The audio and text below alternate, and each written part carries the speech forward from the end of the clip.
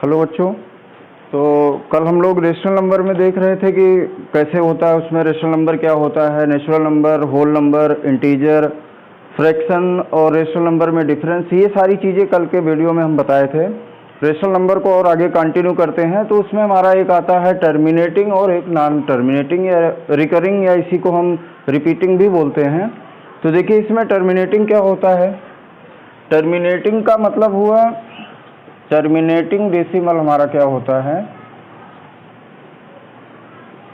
Terminating decimal का मतलब हुआ कि जो डिवाइड करने पर टर्मिनेट हो जाए, मतलब अगर उसको हम डिवाइड कर रहे हैं तो पूरी तरह से वो डिवाइड हो जाए डेसिमल में।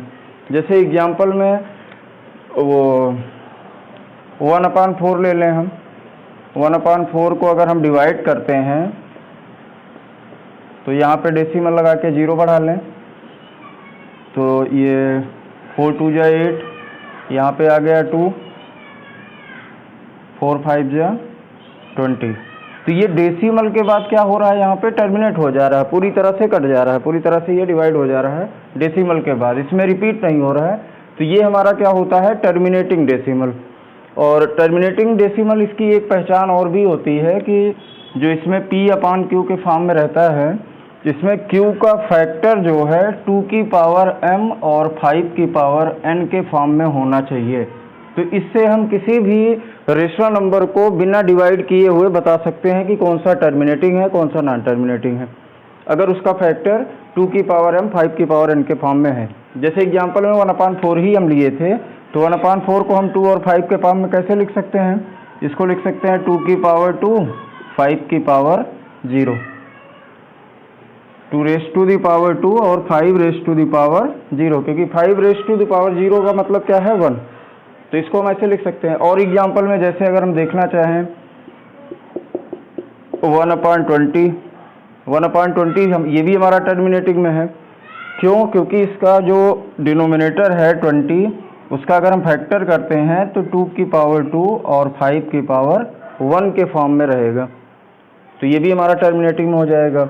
जैसे 1/125 कर दें, तो 125 का अगर हम फैक्टर निकालें तो ये 5 × 5 × 5 मतलब 5 की पावर 3।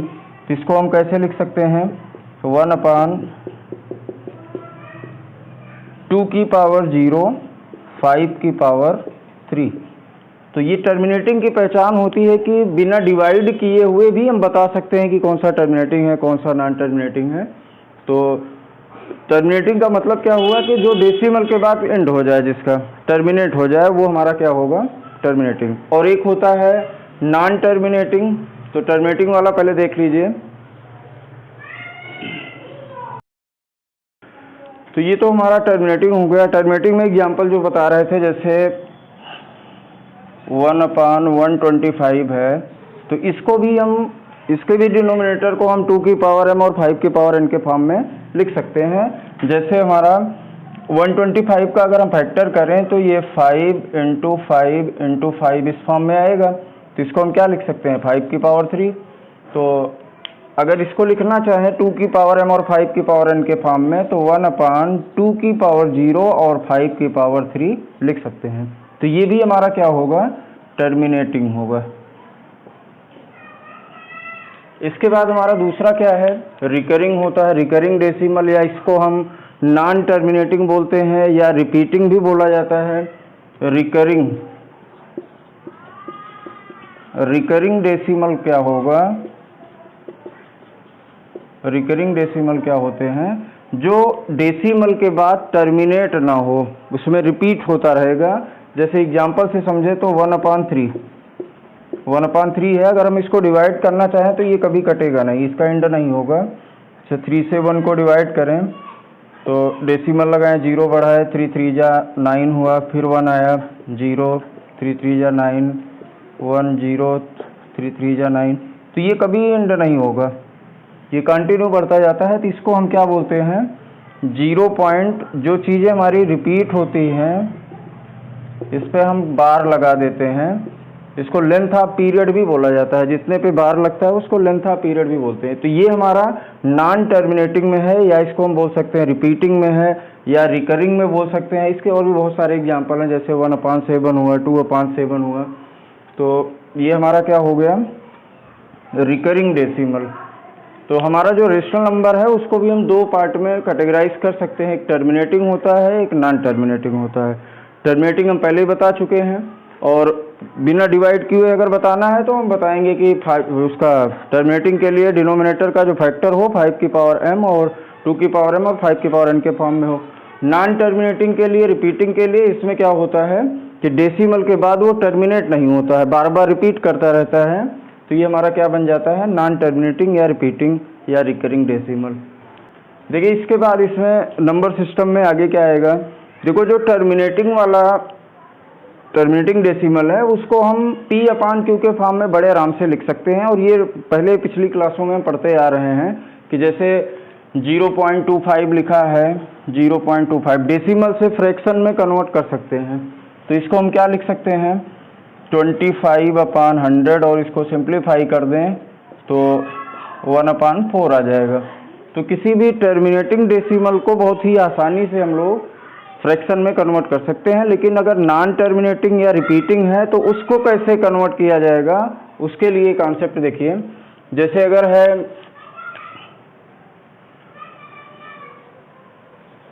राइट डेसिमल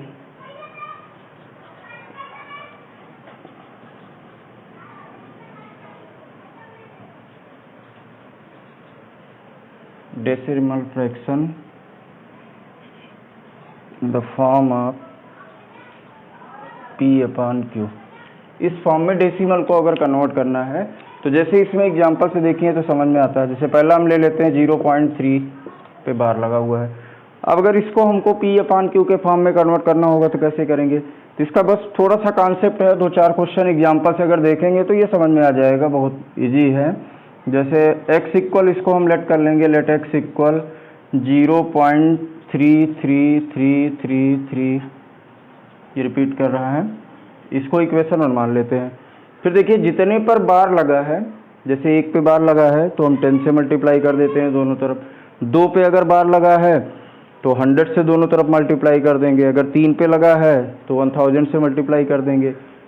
तो अगर हम इसमें 10 से मल्टीप्लाई करें बोथ साइड तो ये बन जाएगा हमारा 10x, और ये 3.3333 ऐसे, ये इक्वेशन 2 हो गया। बस थोड़ा सा इसमें ध्यान रखना है कि डेसिमल के बाद सेम डिजिट होना चाहिए दोनों इक्वेशन में, क्योंकि हम इसको सब्ट्रैक्ट करेंगे तो सब्ट्रैक्ट करने पर वो 0 हो जाना चाहिए।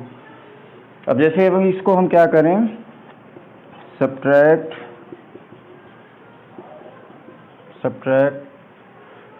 फर्स्ट फ्रॉम सेकंड, फर्स्ट को सेकंड में से अगर हम सब्ट्रैक्ट कर रहे हैं तो क्या बन जाएगा, 10x माइनस x कितना हो जाएगा, 9x, और 3 माइनस 0 मतलब 3, बाकी डेसिमल के बाद 3 माइनस 3 0, 3 माइनस 3 0, 3 माइनस 3 0, सब 0 होता है। इसीलिए इसको 10, 100, 1000 से मल्टीप्लाई किया जाता है कि डेसिमल के बाद सेम डिजिट रहे, ताकि सब्ट्रैक्ट करने पर सब 0 हो जाए।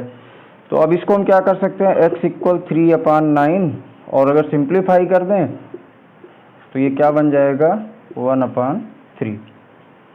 और इसके एग्जाम्पल में जैसे अगर हम दूसरा एग्जाम्पल ले लें, जैसे 0.57 पे बार लगा हुआ है, तो इसके लिए हम क्या करेंगे, लेट कर लेते हैं, लेट x इक्वल 0.577777, ऐसे लिखते जाएंगे, इसको इक्वेशन 1 मान लेते हैं। पहले इसमें क्या करना है कि जितने पे बार नहीं लगा है पहले उसको हम डेसिमल के इस तरफ करेंगे, जितने पे बार नहीं लगा हुआ है। तो 5 पे नहीं लगा है तो एक ही डिजिट है तो 10 से मल्टीप्लाई कर देते हैं बोथ साइड, तो ये बन जाएगा हमारा 10x इक्वल 5.77777, ये इक्वेशन 2 हो गया। लेकिन अभी देखें अगर ध्यान से तो डेसिमल के बाद सेम डिजिट नहीं है, तो फिर क्या करते हैं, जितने पर बार लगा है अब फिर उतने 10 लेकर 100 लेकर उससे मल्टीप्लाई करेंगे।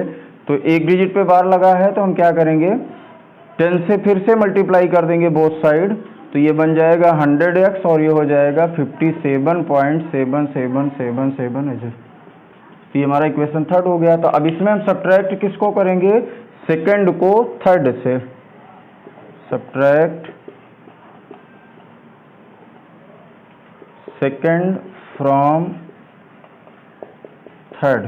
तो यहाँ से क्या मिलेगा हमको, 100x माइनस 10 करेंगे तो 10x करेंगे तो कितना हो जाएगा 90x, और 57 माइनस 5 करेंगे तो 52। तो x इक्वल क्या हो जाएगा हमारा 52/90।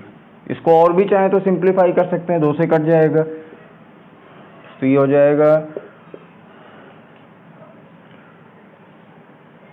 और यहाँ पे आ जाएगा 45। ठीक, तो ये हमारा क्या बन गया 26/45। और इसके एग्जाम्पल देख लीजिए, जैसे इसके और एग्जाम्पल में हमारा क्या है, एग्जाम्पल नंबर 3 अगर देखें, जैसे लिखा हुआ है 0.573 पर बार लगा है। तो अब इसके लिए क्या करेंगे, पहले इसको हम लेट करते हैं, लेट x इक्वल 0.57333 ऐसे लिखते जाएंगे, इसको इक्वेशन 1 मान ले। तो पहले हम क्या करेंगे, हम क्या बताए थे इसमें कि जो जिस पर बार नहीं लगा हुआ है पहले उससे मल्टीप्लाई कर लेते हैं। जैसे 2 डिजिट पे बार नहीं लगा है तो 100 से मल्टीप्लाई करके उसको डेसिमल के इस तरफ कर लेंगे। तो ये क्या बन जाएगा हमारा 100x इक्वल 57.3333 ऐसे, ये इक्वेशन 2 हो गया। अब क्या करते हैं, एक डिजिट पर बार लगा हुआ है, मतलब इसका लेंथ ऑफ पीरियड अगर हम बात करें तो 1 है, तो क्या करेंगे हम इसमें 10 से फिर से मल्टीप्लाई कर देंगे। तो ये बन जाएगा 1000x 57, ये 3, और ये हमारा वैसे ही रहेगा, ये इक्वेशन 3 हो गया। तो अब इसमें हम सब्ट्रैक्ट किसको करेंगे, सब्ट्रैक्ट सेकेंड फ्रॉम थर्ड। तो ये मिलेगा क्या हमको, 1000x माइनस 100x करेंगे तो कितना हो जाएगा 900x, और इसमें से माइनस करेंगे 573 में से 57 माइनस किया जाएगा तो ये 6 हो जाएगा, और यहाँ पर 1 5, ये हो गया 13 माइनस 7 6 हो गया, और यहाँ बचा 6 माइनस 5 1। ठीक है, तो x इक्वल क्या हो जाएगा 516/900। इसको चाहें तो हम और सिंप्लीफाई कर सकते हैं। तो इस तरह से कोई भी रहेगा। जैसे एक एग्जांपल और देख लीजिए, से लिखा है 0.0001 पर बार लगा हुआ है। तो इसके लिए हम क्या करेंगे, सीधे इसको पहले हम क्या लिखते हैं, लेट x इक्वल 0.0001 0001 0001, ये ऐसे बार बार रिपीट करेगा। तो इसमें हम क्या करेंगे, कितने, इसका लेंथ ऑफ पीरियड कितना है 4, तो हम 10,000 से दोनों तरफ मल्टीप्लाई कर देंगे। तो ये 10,000x, और ये पूरा सिस्टम हमारा पूरा ये इधर आ जाएगा, तो 1.0001 0001 0001, इसको जितना मन कहे लिखते जाएं। तो ये हमारा इक्वेशन 1 और इक्वेशन 2। अब इसमें से हम सब्ट्रैक्ट करेंगे, सब्ट्रैक्ट फर्स्ट फ्रॉम सेकंड। तो 10,000 में से 1 माइनस करेंगे तो ये आ जाएगा 9,999x, और इधर कितना हो जाएगा 1। तो x इक्वल हम क्या लिखेंगे, 1 माइनस 0 करने पर 1 आएगा, बाकी 0 माइनस 0 0 1 सब 0 हो जाएगा। तो 1/9999, ये हमारा आंसर आ जाएगा। तो इस तरह से जो नॉन टर्मिनेटिंग डेसिमल है उसको अगर हमको p/q के फॉर्म में लिखना है तो हम बड़े आराम से उसको इजीली कन्वर्ट कर सकते हैं। बाकी जो टर्मिनेटिंग वाला था उसको हम पहले से भी पढ़ते आ रहे हैं कैसे किया जाता है।